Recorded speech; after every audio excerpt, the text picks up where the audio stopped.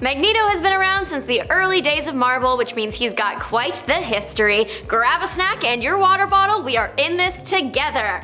Okay, so Magneto is born Max Eisenhart. He is Jewish, and this next point is very important. It informs almost every choice he makes in his life. He was born during the Second World War in Germany. He wasn't treated well in school, but he did develop a crush on a girl named Magda. His family relocated to Poland, but that wasn't safe for long, and Max ended up in a camp. Well, there he had to see his friends get experimented on, along with all the other horrors, so he's not doing well. There was literally only one good thing that came out of the entire situation. Max found Magda again, and the pair were able to escape together. They fell in love, got married, and then had a kid. It was looking up for our guy, which is why it all literally came crashing down shortly after. In the span of one day, he discovered his mutant power of magnetism, watched his daughter take a one-way trip to the ground while he was held down by soldiers, then eliminated said soldiers using his new powers, which scared his wife so bad she literally ran away from him, tried to lay his daughter to rest, but then was attacked again by soldiers.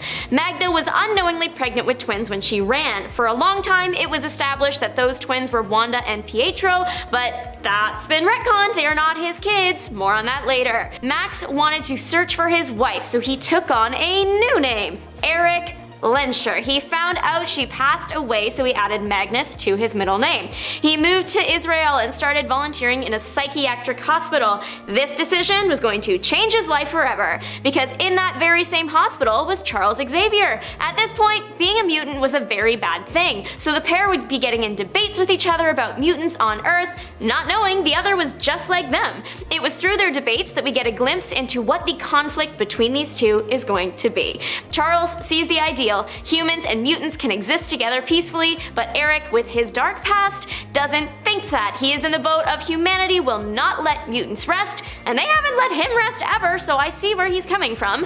Eric realizes that he and Charles just aren't going to find a middle ground, so he leaves. The next thing our guy does is actually pretty heroic. He uses his powers to track down Yahtzee with an N war criminals. He is supposed to give the criminals to the government that sent him out, but instead he's giving them to Israel for trial. For most part, no one really cares until it's someone they care about. When Magnus tries to give over someone they actually wanted, Magnus's agency decides to end his girlfriend at the time. In front of him. He doesn't take that well, then ending the people who did that to his girl. Now Magnus really doesn't believe in human kindness anymore and takes up his most famous name, Magneto.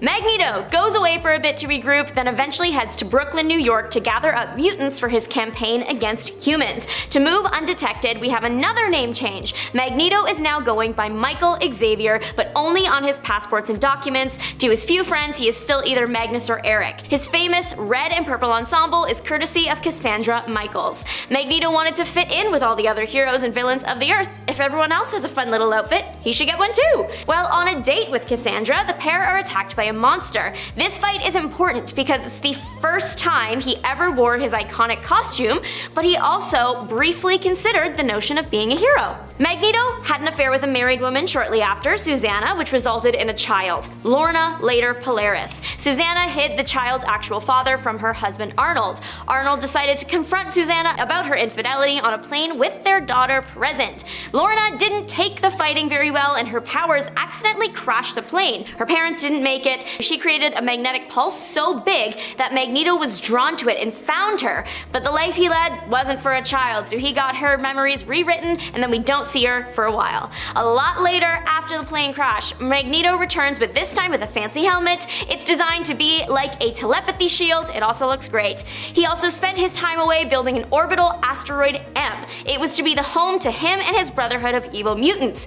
He got a few mutants on the team, but most notably he recruited his maybe not kids, Wanda and Pietro. He didn't know that these two were possibly his kids when he recruited them. Wanda and Pietro didn't want to be there, but they felt they owed Magneto because he saved their lives. At this point in his journey, Magneto is almost certifiably insane. Turns out the more he uses and abuses his powers, the more insane he becomes. It probably took a lot to build Asteroid M. Okay, the X-Men and the Brotherhood. Magneto tries to take over humanity a few different ways. He is beaten by the X-Men each time. Frustrated, he kidnapped the X-Men Angel, and then in the fight to get Angel back, Asteroid M was destroyed. The X-Men escape with Angel in an escape pod, but after the X-Men reach the Earth, the pod goes back up. Magneto is able to use his power to pull the pod up from Earth. Powerful dude. And then it's presumed the Brotherhood make it out and land somewhere on Earth. Later, there was a brief moment where Magneto fought with an evolutionary, but no one remembers because when the evolutionary left, he erased everyone's memories. So that means Magneto is left more insane and angry than when he started, and he doesn't know why. Magneto is now trying to recruit Brotherhood members. He was captured by someone called Stranger. He is an alien scientist that Magneto wanted to recruit. Magneto's disappearance left an opening for Wanda and Pietro to join the Avengers. That's the end of that Brotherhood. Gone. Magneto doesn't like being captured and escapes, recaptured, returned to Earth again. When he gets back, this is important, he takes Wanda and Pietro with him to the United Nations and demands that mutants get their own country. He still doesn't believe it's safe for mutants in the regular world. The twins send for the X-Men come and get them, and Magneto ends up in some water, left to drown, but he uses his powers to burrow through the Earth. He ends up burrowing far enough that he finds something called the Savage Land, a powerful place that he set off to rule. His rule didn't last long. The X-Men took him out. Later, he found a bunch of alien equipment that he used to create Alpha, the ultimate mutant. This Alpha guy rebelled against Magneto and turned him into a baby. Baby Magneto. Everyone just kind of hoped that they could re-raise Magneto to be a better person. He's just a baby. Not for long, he was turned back, but younger than before the baby curse, so now he's young again. More fights with the X-Men, then he makes a new evil Brotherhood. The new evil squad fails a mission, and Magneto abandons them. Moving on, Magneto decides that he wants to end the nuclear arms race by taking over every government in the world. He really gives it his all, but when he ends a mutant kid, he reflects on his life and how this was never his plan. His remorse calls him to abandon his world conquest. In this window of Magneto maybe thinking of abandoning evil, Professor X approaches with Moira McTaggart. She gets reborn every time she dies, and when that happens, she can reset the timeline. She sees Magneto fail over and over again, so Professor X goes to him with this info and basically says, on our own, we always fail, but together we can actually make a mutant-safe world. Magneto, on board. So now he's like good guy adjacent. Professor X gets kidnapped and hooked up to a machine that would use his telepathy to end all living mutants. Magneto helps save the day by distracting the professor while the X-Men destroy the machine, but then when it's all over, they once again are not seeing eye to eye and part ways. Magneto later appeared as a participant in the Secret Wars. Secret Wars was a third party basically stealing a bunch of heroes and villains to fight each other to win a prize. The entire thing was weird enough to make Magneto reflect on the similarities between mutants and mankind, a feat for him. He seduced the Wasp at one point, helped the X-Men battle Galactus, everybody died, everyone's brought back to life, the heroes prevailed, Magneto is now on the good side, then Mr. Fantastic beams everybody back to Earth, Magneto to Asteroid M. Asteroid M is now at version 2. Asteroid M is destroyed again. Right around this time, the Mutant Registration Act was passed, and now it is illegal to be an unregistered mutant. The thing that made Secret Wars was the Beyonder. When Magneto senses that he's coming back, he allies himself with the X-Men again. During this time, Magneto visits a memorial site and is attacked there by Freedom Force. He gives up to trial by the World Court. Do you know what you have to do to go to trial in front of the World Court? Trial is interrupted and Professor X is badly injured to the point where he can't run the school for gifted youngsters. Magneto is put in charge of the school and is now an X-Men. Magneto has an era in the Hellfire Club, not from Stranger Things. It started as a political socialite club thing, so it has a lot of important connections. Magneto as a member worked out really well for the X-Men. It helped give them extra protection from attackers and access to government secrets. What hero wouldn't want that? Magneto hears that parts of his Asteroid M are scattered around Earth. Quest time, he is off to find them. The Avengers can't seem to accept that Magneto is trying to turn a new leaf and keep trying to get him. The X-Men keep saving him. Magneto reveals he equipped his helmet with tech to control any mind. But again, the leaf is turned, so he won't use it for bad. What he does use it for is his second trial in the World Court. He thinks that if the World Court were to execute him, that would start a human-mutant war, so he uses his helmet to make the judge acquit him. After this, Magneto destroyed it and was back back at the school. Later, Magneto left the school and the Hellfire Club, but he had prepared for it. He had rebuilt Asteroid M again. He returned to his villain ways because he felt he could never properly stand in for Professor X. During this era, he participated in acts of vengeance alongside other prominent villains. He also used that time to get close to and confront Red Skull, who you may recall as someone on the wrong side of World War II. He left the Red Skull in severe solitary confinement to reflect on the horrors he helped commit. Remember Magneto's origin and what he lived through at the start of his life? That is why. Magneto was ready to retire. He built a new orbital base and wanted to just live his life. No rest for the wicked. A new group of mutants showed up looking for him. They inspired Magneto to try again to make a mutant-safe space. He tried to do it with Asteroid M. X-Men and many world governments said no. Pretty soon, he starts up his war with humans and the X-Men again. The UN activated Magneto protocols. Do you know what you have to do to have the UN develop security protocols just for you? The protocol messes with Earth's magnetic field enough that Magneto can't use his powers on Earth. If he's off-world, he can't come back. Magneto's not happy, and he sends out a pulse wave so powerful it knocks out every electronic device on the Earth. Professor X stopped Magneto by shutting down his mind. Magneto's out of the game for a while until this guy named Joseph appears, claiming to be Magneto. He looks like a young Magneto, he's got the skill set, but it's not him because the real Magneto shows up later. Turns out that guy was a clone. Magneto briefly took over the Earth's magnetosphere to blackmail the UN into giving mutants a home. He got an island, but the people of that island fought back. Magneto won. He used a lot of power in that fight, so he was in recovery. While recovering, these things called Mega Centennials attacked and almost killed him, but they didn't. He was hidden away by his followers. The ideas of Magneto grew while he was away, and many mutants joined his side. They even had merch. While Magneto was MIA, this guy named Zorn showed up, pretended to be Magneto. Well, actually, he was Zorn pretending to be Magneto, pretending to be Zorn. Long story, we cover it in top 10 worst Marvel retcons we still can't believe if you want to check it out.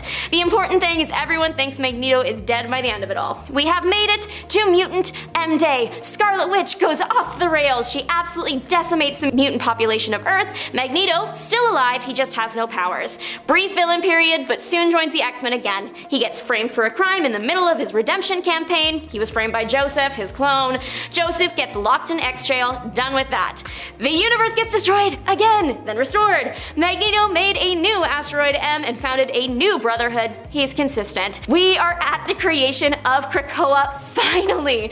Krakoa is the mutant safe haven Magneto always dreamed of. The governments liked Krakoa because mutants could use it to create cures for diseases. It's a win-win situation. Everything is going great. There is a Hellfire party and Magneto pulls Wanda aside. He tells her he will always be her father and it's super sweet. They hug it out. Forgot to mention, before in 2015 it was revealed that Wanda and Pietro were not actually Magneto's kids. Wanda creates a family curse. Magneto's unaffected, so that's what makes this moment in the 2021 feature extra sweet. Okay, back into it. Wanda drops during the conversation that she's going to bring everybody back who died, but to do that, she must die. Magneto is tasked with reviving her, and it works. We're almost there, everybody. One day, while Professor X and Magneto were in a meeting, they get a distress call from Moira. Remember her? Only when they get to her, she's not there, disappeared. What is there is villain Nimrod and soldiers. They battle, they actually die, but they are revived. The whole thing was stressful enough to make Magneto retire to Arakko, so not really retirement. There was a big battle with the Eternal Uranus. He put up a fight, but ultimately didn't make it. Magneto I'm talking about. The perfect send-off for Magneto. One of the other, Eternals people turns into his first daughter, Anya, to wave him off as he dies, and I cried when I read this. There are thousands of Magnetos across the multiverse. Some versions would shock even the biggest Magneto fan. There is a steampunk version of Magneto, and that is the coolest thing I have ever seen. He originates from Earth 20,329, or Steampunk Godworld. Love that name, we should make it into a theme park. Steampunk Godworld comes from Extreme X-Men Volume 2 and also the year 2012. This is the sort of world that could only come from the year of 2012. The world is ruled by mutant gods and Charles Xavier is evil, and also his head is in a floating fishbowl. It's amazing. Magneto here goes by Magnus, and he has a mohawk, Kind of. It looks more like a Roman battle helmet. He looks great no matter what is on his head. He also wears a trench coat. Truly, this has gotta be like peak Magneto fashion here. Magnus seems to have the same powers as his 616 counterpart, but better style. I'm kidding, they're both beautiful in their own way. I'm not trying to start fights today. Him and Xavier created a world together that was a secret haven for science and tech and mutants, and all was well until it was discovered that Xavier was evil. Magneto had to end him for that one. Magsquito, the magnetic mosquito, is an actual character, if you can believe it. He originated in Peter Porker, the Spectacular Spider-Ham, and that makes this make more sense, I think. Magsquito is the main enemy to the X-Bugs. You can probably guess who the X-Bugs are in the 616 universe. The X-Bugs find out about Magsquito throwing a bunch of metal around because though he is a mosquito, he still has powerful magnetism abilities. The X-Bugs assume the worst and they go to stop Magsquito. The thing is, Magsquito wasn't actually doing anything wrong here. He actually decided to leave evil in the past and open a junkyard to sell scrap metal. So all that metal throwing was just him at work contributing to society. The X-Bugs literally show up and ruin his day, but at least they look remorseful when they discover that he wasn't doing anything wrong and he was just vibing at work. Magsquito does eventually return to evil though when he is recruited to join a villain squad. He ends up arrested by Sheep for that one. Sheep is S.H.I.E.L.D. in this universe, by the way. The Bee yonder ended up transporting a bunch of heroes and villains off Earth to make them do animal secret wars known as Secret Furs. That's kind of the last time we see him. At first his outfit was more magnet themed. He wore red and blue and had a magnet on his head, but the last time we see him he is wearing the red and purple we've come to associate with Magneto. Magneto and Rogue as a romance is something we've all seen. Some of us wish we hadn't, but it did happen. That's not the only time the two have been close. They were once absorbed into one person. In X-Men Millennial Visions 2 or on Earth 1033, Roguenito was born. So Magneto finds out he has a few months left to live and he throws a temper tantrum all over New York. He starts a war downtown. That's not really what happened. In reality, he realized that he only had a few months left to secure the place of mutants in society and was willing to get there before his death by any means necessary. In an effort to stop the event, Rogue and the X-Men tried to absorb Magneto's powers into her life force so she could attempt to use his powers to stop the fight. She did not account for the sheer amount of traumatic memories he holds in his head, and it was so much she literally got overwhelmed and shut down. Magneto had an opening to take over her body, he took it. So now Magneto is chillin' in the body of a former lover and is back terrorizing the Earth, but as a woman. As a woman who is a member of the X-Men, that causes pretty much all the problems one might expect. Roguenito broke into the High Evolutionaries base in the Savage Land to attempt to find a disease or a virus that would be strong enough to wipe out humans and leave mutants in charge of the world. He did find the disease and it did eliminate a bunch of people, unfortunately. However, it didn't work out completely in his favor as mutants were soon locked up so humans could find a cure. Magneto was still running loose in the Savage Land, so the X-Men that weren't captured went to fight her. We don't know how it ended. The Millennial Visions were just imagined futures, stories that would likely never make it to the page, but were fun for writers to explore. So there are lots of examples of interesting versions of the heroes in there. I like to think though that Roguenito lost that final battle. The X-Sentinel Magneto is real and he will hurt you. I mean, I'm assuming most of us are humans, so he'd probably want to hurt us anyway, but the Sentinel version of him is that times 10. This version is also from the X-Men Millennial Visions, but volume 1 this time. Earth 1011 is a world in which first, the X-Men seem to get along with Magneto, which is great. He is part of the team. The X-Men, though they are mutants, they can still get hurt most of the time. Injuries can be bounced back from, but as the X-Men get older, it's hard to heal and some injuries were too great. So to keep their bodies battle ready, if some part of them went down, it would be replaced with a cybernetic version. Eventually, their entire body was cybernetic and even their minds. The X-Men downloaded their consciousness into their bodies. This comic came out in 2000 and just 10 years later, humanity caught up. They actually did that with a real person, B-I-N-A if you are interested, but back to the mutants though. Their cybernetic bodies were designed to look like the suit of the mutants so that people would recognize them, knew they were on their side. The problem with these cybernetic brains is that they started to overflow with information and break down, leading to the team taking a page out of Magneto's book and existing with their one purpose they were built for, protecting mutant kind by any means necessary. And that meant terrorizing humans and hunting them down just to keep mutants safe. With all the demonic things Magneto has done in his life, it's only fair that he once had what looks like little devil horns on his helmet. Earth 928 exists in X-Men 2099, and it's responsible for maybe Devil Magneto? This Magneto is mentioned in a speech. The speech is about the rights of mutants and the rules of combat that go with it. This Magneto is assumed to have all the same powers of 616 Magneto plus what looks like 2 little horns. Magneto's helmet has taken on a lot of different shapes. Earth's 1191's Magneto helmet kind of looks like a scorpion? This world is thought to be more made up. It exists in the X-Men, The Times and Life of Lucas Bishop 3. Bishop is being told a story by his grandmother, so all the characters are drawn in the way a young Bishop might have imagined them. Toad is actually a toad, for example, and Magneto just looks weird. He still leads the Brotherhood of Evil Mutants. In this imaginary Kid Bishop world, they were plotting to eliminate a mutant-fearing politician that wanted to, and did, pass anti-mutant laws. Him and the Brotherhood were of course stopped by the X-Men. It was a good thing because then humans started seeing that mutants weren't all evil. The main difference between this universe and 616 is that everyone looks different because they're being imagined by a child. Lots of the events and everything remain the same as they are simply stories being passed through the generations. The Magneto of Earth 1191 seems to have the same backstory and powers as the Magneto of 616. It is time to start monkeying around because Ape Magneto is on the scene. It's Earth 8101 and most of the heroes and villains here are apes.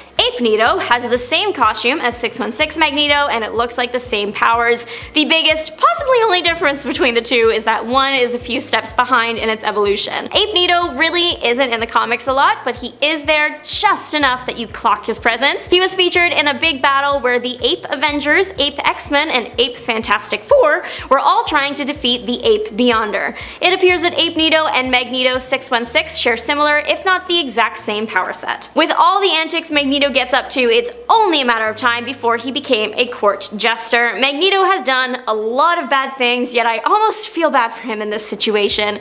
The Earth is 9997 from the Earth X comic. This Magneto shares a very similar past with 616 Magneto, but this Magneto has a very different future. The part of note that caught my eye, and is the reason that this Magneto made it on the list, is because Magneto became a jester. It happened during the Universe X moment. Galactus destroyed the celestial embryo that was growing inside the Earth. That, of course, messed the Earth up. Vibranium was shifting around and it made the Earth's poles shift. Somehow, because of the poles shifting, Magneto and Toad switch powers, so now Toad is one of the most powerful mutants ever, and Magneto is left to suffer to his every whim. Toad made Magneto his jester and treated him the way Magneto treated Toad, so Toad is coming from somewhere with his actions. Magneto's powers were eventually restored and he shockingly forgave Toad. This Magneto is stronger than 616's Magneto simply because he's older and has had more time to get stronger. Magneto was once Enrique. This was the Marvel 1602 story where time travel gone wrong caused our X-Men to exist in the 17th century instead of the 21st century.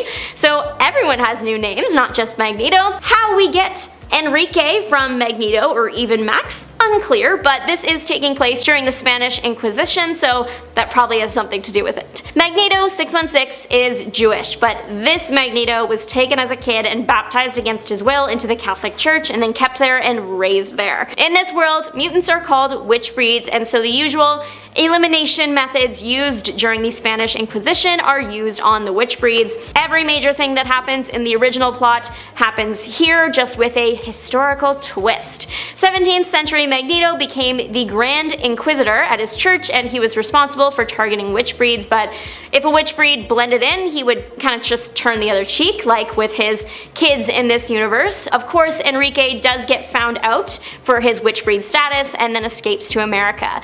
Enrique has all the same powers of 616 Magneto, but he also has a leg up on him. He has a sick beard. Marvel 1602 or Earth 311 is truly the gift that keeps on giving. I don't know what it is about modern heroes and old-timey outfits, but I love it and I want more. The Magneto of 8311 goes by Magneto and is also a horse. It's the Spider-Ham comics. It would be weirder if something normal happened. Magneto appears in the backup comic Iron Mouse in Peter Porker, The Spectacular Spider-Ham 3. Magneto was a half-hour late returning his tape to the video store. The comic was released in the 80s, so those still existed. But because he was late, he was charged a late fee of $5, which he was not happy about at all. In all fairness, that would be a $14.50 charge today. As revenge, Magneto uses his animal magnetism powers to erase the tapes in the store, effectively destroying the shop owner's business. Magneto almost got the Lawrence Elk tapes though, and that did not sit well with an old lady nearby, so she smacked him into a concussion with her umbrella. Magneto disappeared for over 3 decades, then reappeared in 2020 in Spider-Ham 3 in the background of one of the big battles. Number 10, we have Magneto from Earth 9997 or Earth X. In this arc, the governments of the world enlist sentinels to round up all the mutants they could find and put them into quarantine camps. This angers Magneto, who sees mutants as his brothers, and he knows he can't just fight against the sentinels there and then because they're immune to his powers. So instead, he tricks them into following him to the Savage Land, where he knows the air was thick with iron, meaning he could manipulate it to defeat the Sentinels. So with that plan in effect, Magneto uses this advantage to construct Sentinel City with the help of the robots and has his former lackey Toad endowed as an honored citizen, which is pretty nice of him as well, if I do say so. Down the line, when Absorbing Man tries to absorb the entire island of Manhattan, Magneto unleashes an all-out assault using his Sentinel army to defend New York. He fails, but at least he tried. So saving his entire race, trying to save New York, and being nice to Toad, I think it's fair to say that this version of Magneto acted heroically with some pretty dang good intentions. Number 9 on our list comes from the Secret Wars storyline, where the X-Men turn to Magneto as an ally to help defeat the Beyonder. In this reality, there is a common enemy for superheroes and Magneto to face together. This isn't done without some friction though, as the good guys still hold things against him. In fact,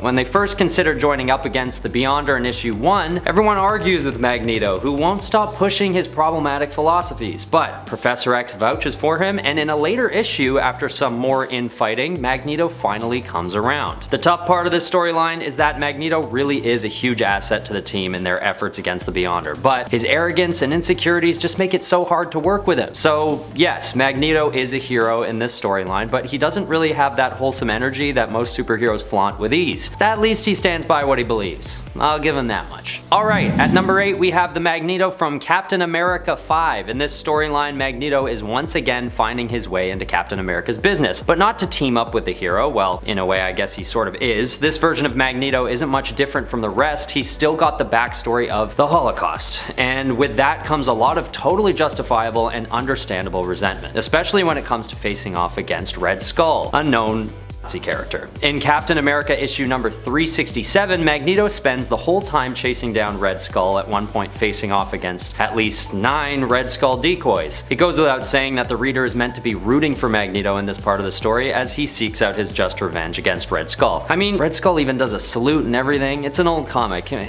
we even show that? But what makes this version of Magneto really deserve a spot in this list is how he handles Red Skull once he gets the best of him. Instead of acting like a villain and doing what Red Skull would have done, killing him, Magneto just leaves him in a cold, dark cell. He rises above the evil deeds of Red Skull and leaves him to think about the horrors that he'd perpetrated. Bam!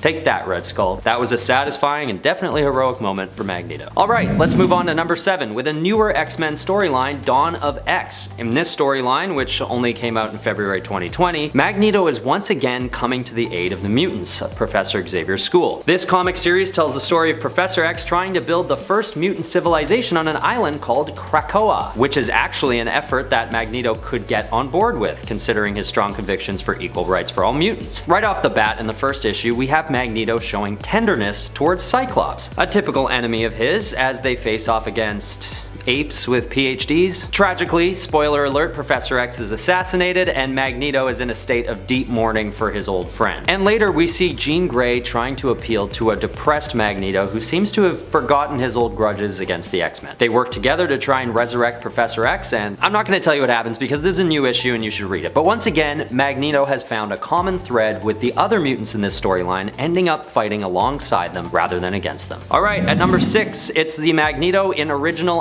Uncanny X-Men, where the supervillain actually comes through a number of times. Firstly, in issue 150, we see him defusing a very serious situation where Russian nukes are headed towards him and others. Although this actually was an attack to prevent Magneto from doing his own evil deeds, he stops a nuclear attack nonetheless, which could arguably have been more detrimental than what he'd have planned. Further down the line in issue 200, there's a trial taking place where Magneto is facing charges against him, but he redeems himself when he saves the courtroom and eventually Professor X again from attacks from the Von Strucker twins, Andrea and Andreas. He ends up protecting Professor X at first from certain death, but loses him at the end of the day, and Professor X's dying wish is for Magneto to take over his school and to guide the New Mutants towards greatness, which Magneto agrees to do. We even see Magneto shed a tear when Jean Grey realizes that Professor X's energy is no longer detectable. And as the series goes on, Magneto does take over the school and acts in Professor X's place. I think there's a theme here. Magneto's good side only seems to come out when he's trying to protect or avenge his old friend Charles Xavier, and when he's fighting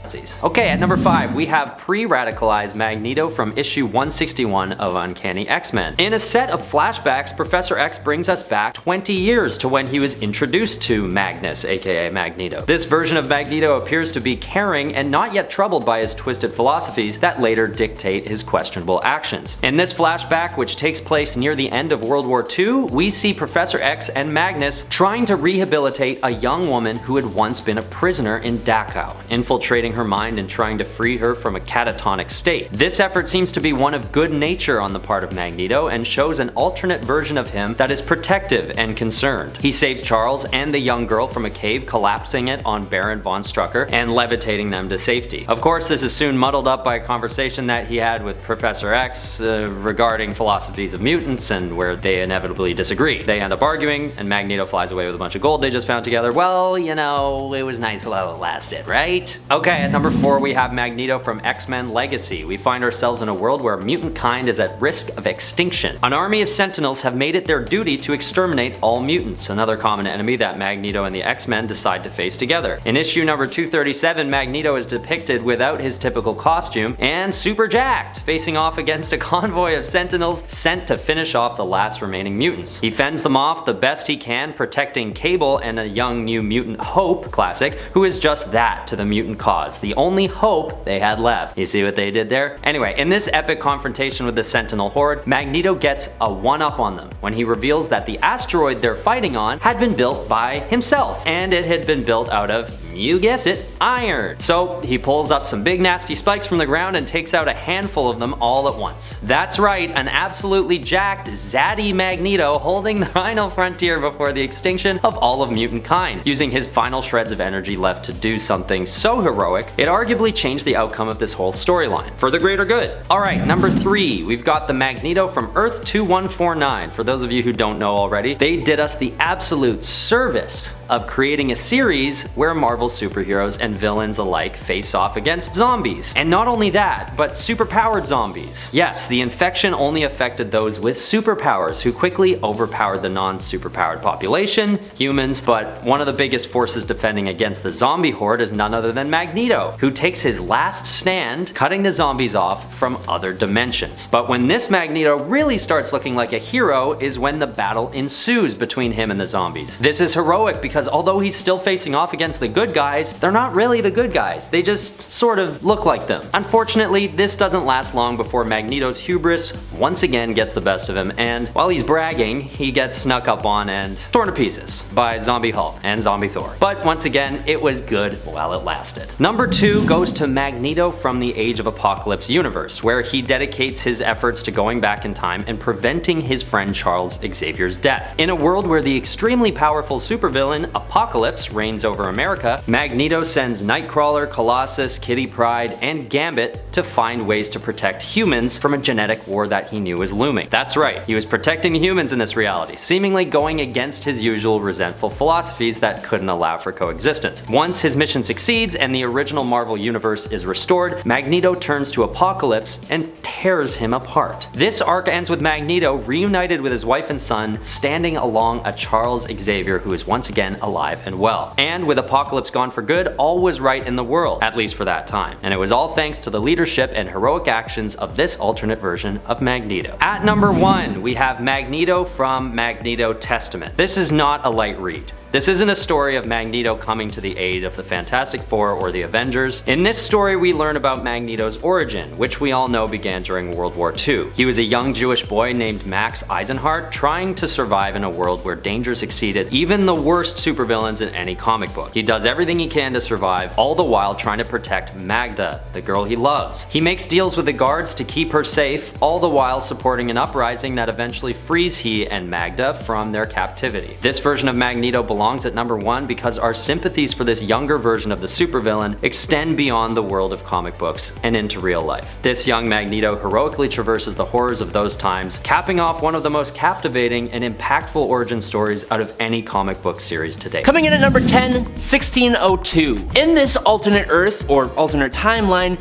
Magneto is known as Enrique, or the Grand Inquisitor. He was born Jewish in a Venice ghetto, but was taken in by a Christian priest and baptized. The Christians later refused to let him be returned to his Jewish family, and being unable to be reunited with this family left him psychologically scarred, which I guess led him directly to become the leader of the Spanish Inquisition somehow? He was ordered to execute the witch breed, or mutants to us in the modern age, but he hid those who could pass off as human. Enrique's only known followers are his children Petros and sister Wanda, who are Quicksilver and the Scarlet Witch, in case you didn't make the connection. And his spy in the Vatican is the Toad. Enrique uses his position to further his needs and curry favor with the influential figures, including King James of Scotland. While Enrique is attempting to have Angel killed, the Witchbreed is rescued by Iceman and Cyclops. If you guys haven't read 1602, definitely do. It's written by frickin' Neil Gaiman. Like, come on. Hey guys, if you're enjoying this video, make sure you drop a like. It really helps us out as a channel and we would really appreciate it. It's on to number 9 with Age of Apocalypse Magneto. In the reality of Age of Apocalypse, Magneto leads this world's X-Men after the death of his friend Charles Xavier, at the hands of Xavier's son David, who traveled back in time hoping to kill Magneto. Magneto and the X-Men fight against the forces of this world's Apocalypse, who,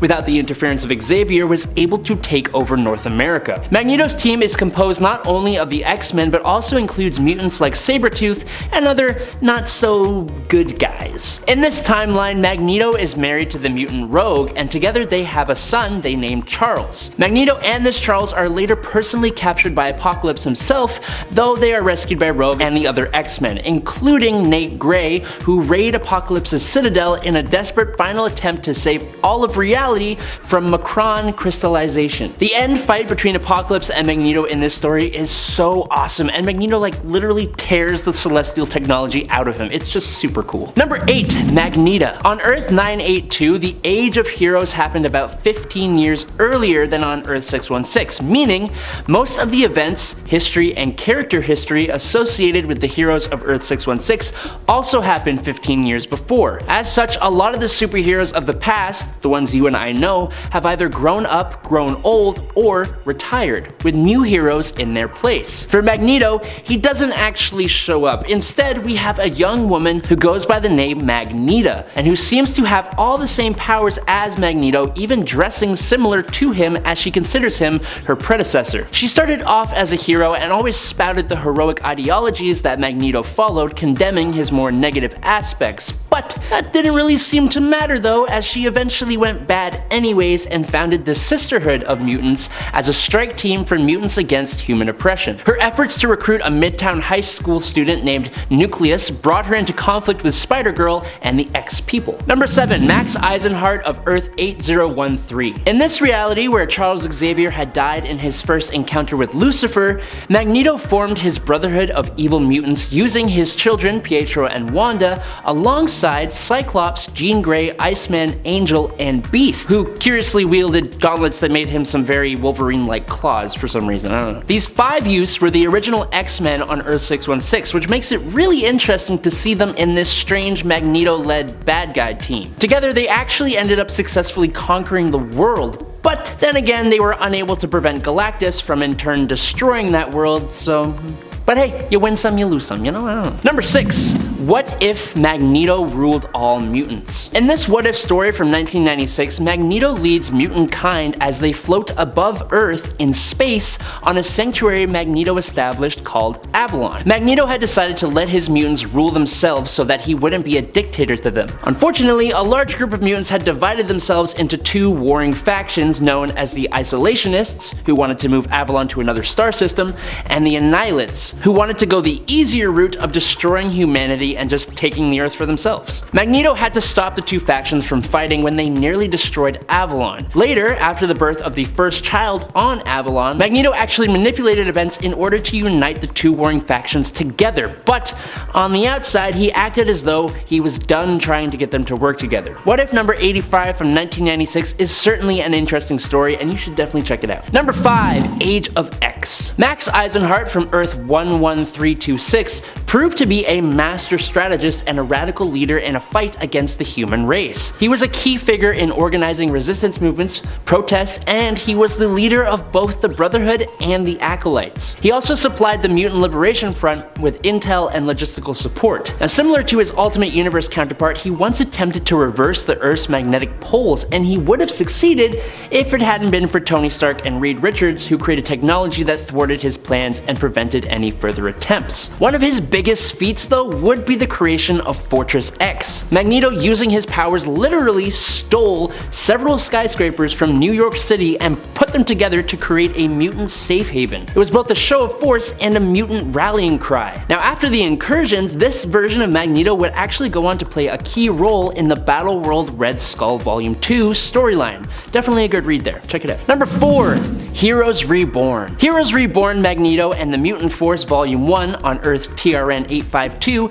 gives us a version of Magneto who set up yet another mutant sanctuary in the form of Island M, and founded and led a team known as the Mutant Force consisting of Frenzy, Jubilee, Rogue, Sabra, Mr. 1, and Mr. 2, including himself. During a mutant protest against mutant registration, a fight broke out with the Squadron Supreme of America, who are like a Marvel's Comics Justice League, if that makes sense. During the fight, Power Princess, who was basically Wonder Woman, killed Professor X and paralyzed Magneto after hitting him in the spine. Magneto, affected by the passing of Xavier, and who kind of took on his whole wheelchair thing, vowed to aid mutants against human oppression. This Magneto variation actually gets his body taken over by Cassandra Nova in a crazy twist of events, and honestly, the whole story is a wild ride from start to finish. Number 3, Ultimate Universe. Everything in the Ultimate Marvel Universe, or Earth 1610, is more extreme for better or for worse. While some fans hate this version of Magneto for being a straight up villain and not the anti-hero the character has become, it is almost impossible to deny that he does show just what Magneto is totally capable of. This version of Magneto is significantly darker and more cynical than the mainstream version, regarding all humans with utter and unwavering disdain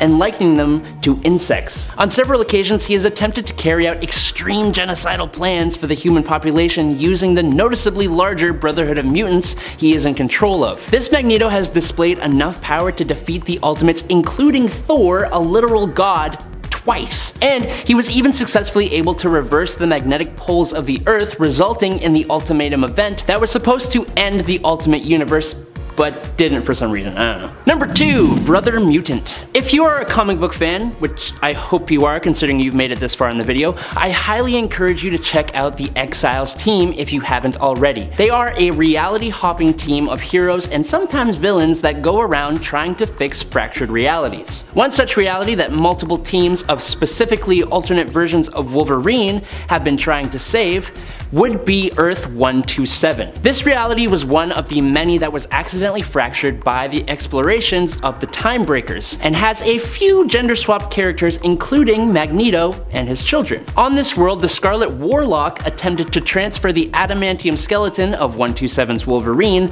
into his mother, Magneto, but the Warlock's hex powers inadvertently merged himself, his mother Magneto, his sister Quicksilver, and the mutant Mesmero with Wolverine, creating an entirely new and extremely powerful entity known as Brother Mutant, who sought to take over the world. And in at number 1 is Magneto from House of M. When the forces of Professor X, the Avengers, and the X-Men arrived to defeat or defend the Scarlet Witch, due to her unstable mind and powers and the influence of her brother, she caused a white flash to go off and used her powers to change reality. Mutants were no longer the minority, free to use their powers, living as proud mutants. All the mutant heroes were now living their perfect lives. Most of the societal changes in this alternate timeline were directly thanks to the strong and successful leadership of the House of Magnus, meaning Magneto and his children. Magneto took the fight to the USA with his fellow mutants. He brought down the SHIELD helicarrier and fought a final battle against the Sentinels in Central Park, defeating them. The President of the United States was captured, and Magneto and Genosha were now the world's premier superpower,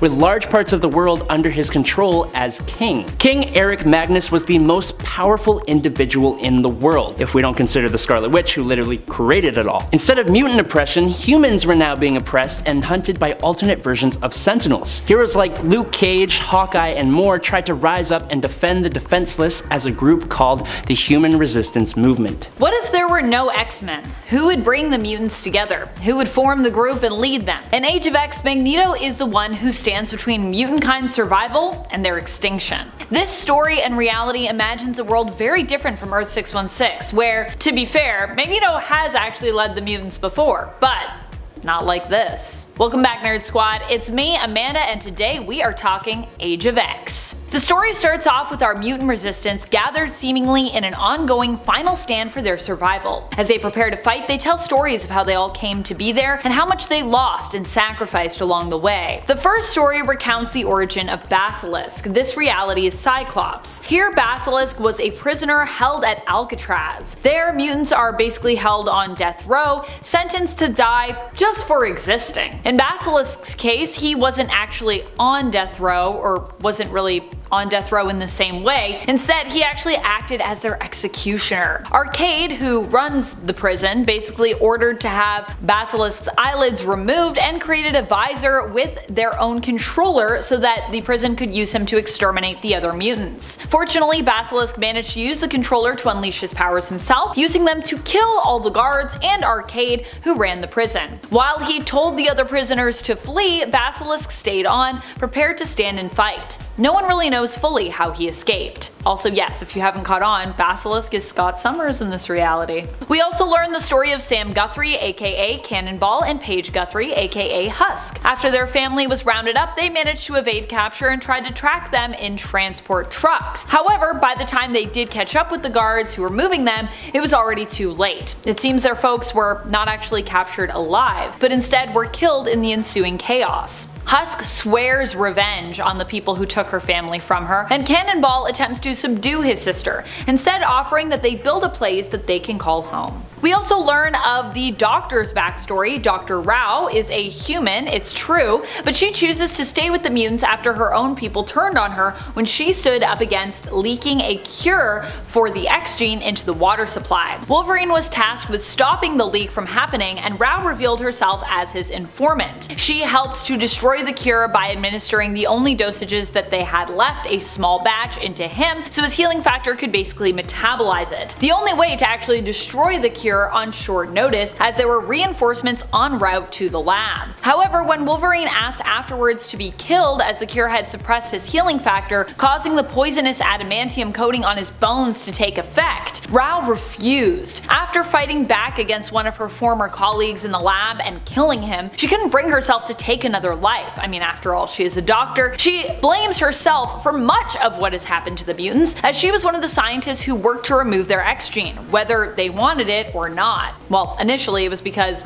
people said they wanted it, but then they were wanting to take that cure and give it to people forcibly. And she was like, wait a minute, it's not what I thought we were doing. Next, we learn of how Magneto became the leader of this resistance. Toad in this universe is the one who takes us into this story. He recounts a time when the last of the mutant resistance were basically holed up in the Chrysler building. They believed that Magneto had perished, but he and Mystique managed to infiltrate their way into this final stand, putting themselves between the human forces and the mutants that were left there. While non-ferrous exonyms, this world's version of Sentinel, Sentinels were on their way, Magneto simply told the forces that if they stood down, none of them would actually need to be harmed. You see, his plan was to simply save and relocate his people that were holed up there, which he did by literally moving the city's buildings using his powers. Well, not all of them, but that obviously kind of became the legend. He moved all the ones with enough steel in them for him to actually manipulate them and move them with his powers, with the buildings flying right over the militia's heads. Wow. What a sight. What an epic moment. Magneto becoming leader, just being like, gonna move all these buildings. 1,000 days after all the last surviving mutants came together, seeing the buildings as a beacon and gathering to Magneto's side, the fight continues on. It's been almost 3 years, and every day is an intense battle. We learn that Magneto, as leader of the last surviving mutants, has his own elite force, his own version of the X-Men, seemingly. Prominent members among them include Cannonball, who seems to be the team's tactical leader in this reality, and Legacy, the name Rogue chooses to go by in this reality. However, there is another name for Rogue here as well that she doesn't so much like, the Reaper. Now this is because when mutants die, as Tempo does here, Legacy absorbs the mutants into herself, killing them by draining their life force with her touch, but also using her powers to absorb their own mutant abilities and their memories, so they will always live on. So when mutants are on their deathbed, rather than just die as they would, Rogue gets to basically keep them within her, and so their memories continue on. I really love this approach for Rogue's character. I gotta say, I already love what they did with Pixie in this reality. Instead of looking fairy-like, has dragon-like wings. There's just a lot of cool versions of characters. Basilisk too, super cool. After the battle is done, the Force Warriors arrive and rebuild the barriers that were destroyed, as they are destroyed every day, of course, before the battle ends up happening. This group is a team of 5 elite mutants who are kept mostly off the battlefield and focus purely on rebuilding defenses each and every day. Sound familiar? Kinda sounds like a group that may have helped to inspire the 5 of Krakoa from the modern day main continuity. Among the Force Warriors ranks are David Haller, Hellion, Betsy Braddock Psylocke, Carmela Uncione Standoff, and finally Rachel Summers Revenant. As most people fall back to the fortress to unwind after the long, hard day of fighting, we get to look at what their relationships are like. Storm is with Namor in this reality, both bonding over being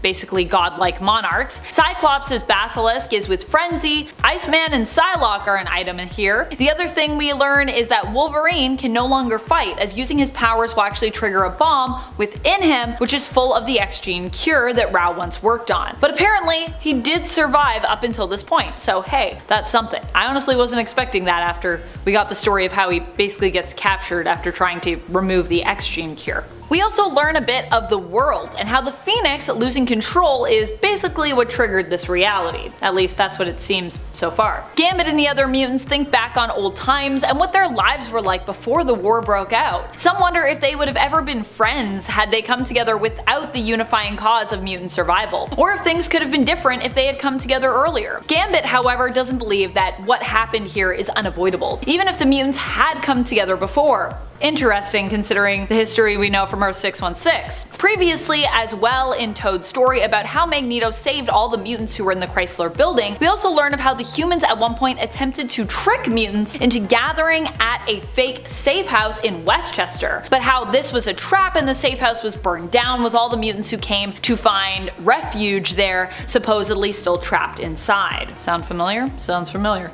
Woo! That's a interesting take on that. While Legacy is taking her time to return to the fortress, called onto the field for Tempo's last rites and still processing all the memories she just took in, it's revealed that the barrier has actually had a breach. The breach, however, was not a human team seemingly attempting to infiltrate Magneto's fortress, but instead was another mutant. One that has been kept as an inmate within the brig in this supposed mutant safe haven. I love how it's a mutant safe haven, but they have a prison that has mutants in it, with this mutant's powers being deemed too unstable. None other than Catherine Pride, who supposedly returned from outside the mutants' encampment and is retrieved by Magneto and given back a helmet to block her powers and prevent her from turning intangible. Magneto says that this occurrence should be kept secret from the others, worried about morale. He also says he will ask Catherine why she was out there when she regains consciousness, with her having been knocked unconscious by the mutants that responded. As Magneto flies off to return Catherine to the brig and the AI mutant Danger, who runs the brig, Legacy retrieves a camera that she noticed Catherine had been holding before she was attacked, and it was knocked out of her hand, going unnoticed by the rest of the mutants. Legacy does not know why she wants to keep this discovery to herself and not share it with the others, but she ultimately chooses to explore this solo, and finds all the pictures on the camera are, mysteriously, blank. She decides to take the camera to this universe's version of Madison Jeffries, a technopath. Madison agrees to help his friend Legacy, interviewing the camera about the photos that it contains, and later allowing Legacy to kiss him so that she can borrow some of his powers. Legacy then infiltrates the brig after attempting to convince Magneto to just let her interrogate Catherine herself, to no avail. While Catherine doesn't have much to say about her adventure outside of the boundaries of the fortress, Legacy, after being caught by Danger, ends up running into another, even more mysterious prison in the brig, the Professor. As he is seemingly comatose, Legacy uses her powers to look into the mind of the Professor, and also ends up tapping into his power as well, tapping into the minds of basically every other mutant nearby and accidentally causing some, like Magneto, to even suffer seizures. Who is this Professor, and what really caused the existence of this alternate reality known as Age of X? Legacy seeks answers after being forced to go on the run. Magneto has been many different things to many different people, with some calling him a villain, some calling him a hero, and some calling him Max, and some simply calling him Daddy. But what is his family history? Welcome to Top 10 Nerd. I'm Andrew Boyd, and today I will be attempting to explain Magneto's family tree. Before we begin, a small bit of housekeeping. Magneto's story obviously is one featuring a lot of oppression by the German forces during World War II. Due to YouTube and channel rules, I am not permitted to mention this group or its leader by name, as it would result in this video being demonetized. But I feel that it's important to clarify that that is why we are dancing around the terminology in this video, not because we want to diminish the blame this group deserves, but simply due to the rules of the platform we are on. And that is why you will not see me referring to certain groups by name. With that out of the way, let's dive into the genealogy of Marvel's Master of Magnetism, the first generation. Magneto was born Max Eisenhart. He grew up in Nuremberg with his family, who are all Jewish. We don't know anything concerning his lineage beyond his parents' generation, but his father, Jacob Eisenhart, was a member of the German army during World War I. He fought in the 1914 battle known as the Massacre of the Innocents. He was hit by mustard gas during this battle and stayed in a field hospital before being assigned the job of loading the deceased soldiers from the battle into mass graves. In 1916, he rescued a Bavarian major named Jürgen Scharf from enemy fire, pulling him into the relative safety of the trenches. For this heroic act, he was given a commendation of bravery and an Iron Cross medal. At some point, he married his wife, Edie, whose prior genealogy is a mystery. Jacob became a jeweler, building and repairing jewelry. Jacob ran the shop with the help of his little brother, Eric Eisenhart, who also lived with them. Eric was a carefree man who would often encourage Max to pursue the women he cared for, being known as somewhat of a charmer himself. This got him in trouble with the government when he hit on a non-Jewish woman. This put him in violation of the Nuremberg laws, which forbid Jewish people from interacting with other races. For this, he was severely beaten by a mob and forced to wear a sign that said he had shamed a German woman. After this incident, he tried to convince Jacob to move his family out of Germany, but Jacob thought that they would have a better chance if they stayed and figured out the rules, a decision they would later come to regret. The next generation. The next generation of the Eisenhart family consisted of Jacob and Edie's children, Max, who would grow up to be Magneto, and Ruth, his little sister. Max was allowed to go to school, but found it extremely frustrating, as any of his accomplishments were written off as cheating by the school faculty due to his Jewish heritage. The school's cleaning lady was a Romani woman named Anya, with a young daughter named Magda, who Max had fallen in love with. He began trying to court her by making her a necklace out of scrap materials at his father's shop and winning a javelin throwing contest at the school. It is heavily implied that Max's ability to find materials for the necklace and throwing the javelin are the first unconscious manifestations of his mutant powers. Despite impressing Magda, he was accused of cheating, expelled from school, and beaten by the other children. German. Jacob finally realized how much danger the family was in, and they moved to Warsaw, Poland, where they were forced by the German forces to live in the Warsaw ghetto. Max and his uncle Eric began working as smugglers, trying to bring food in for their people. Ruth had gotten extremely ill, and the Germans had begun rounding up the ghetto's residents and putting them on trains that would take them to prison camps where they would be exterminated. Max learned of this and informed his family, who managed to sneak out of the ghetto in hopes of escaping, having set up a meet with a woman named Celia who would guide them to freedom. Max's uncle Eric decided that he had nothing left to lose and chose to stay at Warsaw and fight the Germans. Max never saw him again, and he is believed to have been killed while fighting his oppressors. Their guide, Celia, led them away from the ghetto and into a forest where she betrayed them to the German forces, hoping to secure her own mother's freedom. The Eisenhardts were rounded up along with other Jewish refugees, and they were executed by firing squad. At the last moment, Max's magnetic powers manifested, allowing him to slow the bullets down long enough for his father to push him out of harm's way, allowing Max to play dead and hide in the mass grave until the Germans left and he was able to escape. He was now the last living member of his family, as his father, mother, and sister had all been shot. Life in the camp. His freedom was short-lived, and he was soon captured, put on a train, and sent to Auschwitz prison camp. While there, he was made a Sonderkommando and was forced to gather the valuables of his fellow prisoners, lead them into the gas chambers, and then take their bodies to the incinerators. While there, he discovered that Magda was alive and in the section of the camp designed for the Romani people. He dedicated himself to keeping her alive and used gold dug from the teeth of corpses to bribe the guards to get her extra food and supplies, and to have her transferred to Ravensbrück camp before the rest of the Romani were liquidated. Little did he know that Ravensbrück was a camp where the prisoners were subjected to horrible experiments. However, before her train got to the camp, she was sent back to Auschwitz. She survived by hiding in a cart of bodies that Max was supposed to dispose of. That night, there was a revolt, and in the ensuing chaos, Max and Magda were able to escape. They eventually made their way to the Carpathian Mountains, where Max found work and the two were married. They soon had a child, who they named after Magda's late mother, Anya. Wishing to give his family a better life, Max moved his family to the Soviet-occupied Ukrainian city of Vinnytsia, where he worked in construction, rebuilding the city after the war. When his foreman tried to cheat him of his pay, he became aware of his powers for the first time, launching a crowbar through the air at the foreman. He returned to the inn he was staying at, only to discover that it was on fire and his family was inside. He managed to save Magda with his newfound powers, but before he could go back in for Anya, local police arrested and beat him for assaulting the foreman. Anya perished in the fire, and in his rage, Max killed all the officers and the foreman with his powers. Magda was terrified, thinking him a monster, and ran away. Max changed his name to Eric Magnus Lenscher and tried to find Magda, but was unsuccessful. He went on to meet Professor X and later became the mutant leader known as Magneto. But what happened to Magda? In Avengers number 186, we learned that Magda was actually pregnant when she left Magneto and fled into the mountains, where she stumbled across one of the High Evolutionary's labs. She was met by Bova, a cow that had been evolved into human form. Bova nursed her back to health and acted as midwife,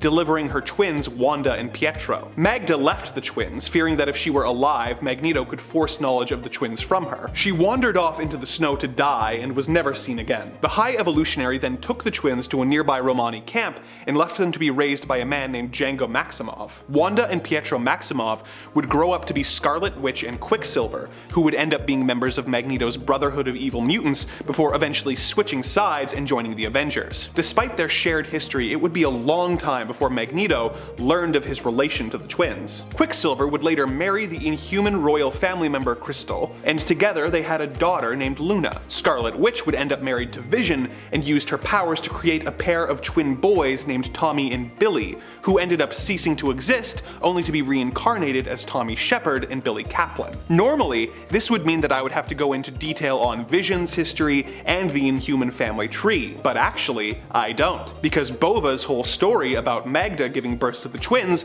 was later retconned to be, pardon the pun, bull. Wanda and Pietro were revealed to actually be the children of a woman named Natalia Maximoff. The twins had been kidnapped and experimented on by the High Evolutionary before being given to their uncle Django to raise. So, though he still thinks of the twins as his children, they are not actually related to Magneto. This does, however, beg the question, how did Bova know about Magda, and what really happened to her? Is she still alive out there? We don't know. So, does Magneto have any living children? Yes, actually.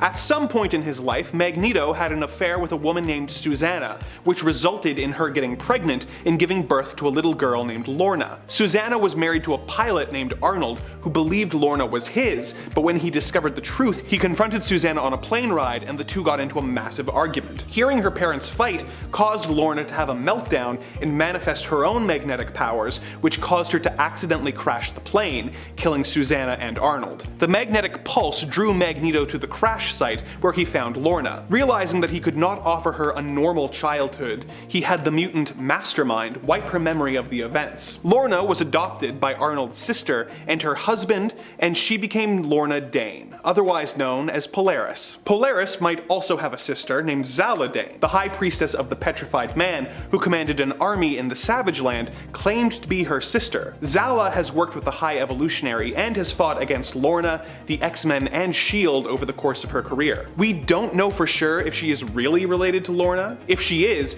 we don't know if she is the child of Susanna or the child of Lorna's adopted parents. We therefore cannot say for sure whether or not she is related to Magneto. But let's hope she isn't, as she was executed by the Master of Magnetism in Uncanny X-Men number 275.